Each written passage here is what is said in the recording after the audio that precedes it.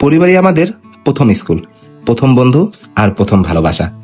জীবনের ঝড়েও পরিবার সবচেয়ে আমাদের বড় ছাতা। আর পরিবারের সবাই একসাথে থাকলে জীবন আপনা আপনি সুন্দর হয়ে যায়। আসসালামু আলাইকুম ওয়া রাহমাতুল্লাহ। গত 26 ডিসেম্বর শুক্রবার আমরা সব কাজিনরা এবং মামা খালারা সবাই এক হয়েছিলাম। দিনটি ছিল আমার জন্য স্পেশাল একটি দিন। আমি পৃথিবীতে এসেছিলাম এই 26 ডিসেম্বরে, তাই সকাল থেকেই বাড়িটি ছিল উৎসব মুখর। সবাইকে নিয়ে হেসেছি, খেলেছি, ঘুরেছি, খেয়েছি।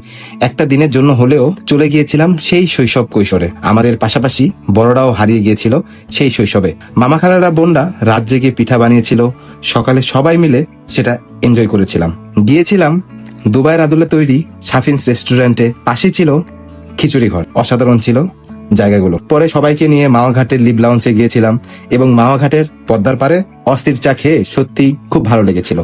তারপর লোহজংয়ের মিথ্যা বাড়িতে গিয়েছিলাম, খেলেছি এলন্টি বেলন্টি, K+B, কানামাছি, বক্সিং এবং র্যাকেট। ঘুরেছিলাম কুয়াশায়, ভিজেছি শিশিরে, রাতে সবাইকে নিয়ে করেছি ক্যাম্প ফায়ার। দিন দিন পারিবারিক বন্ধনগুলো হারিয়ে যাচ্ছে।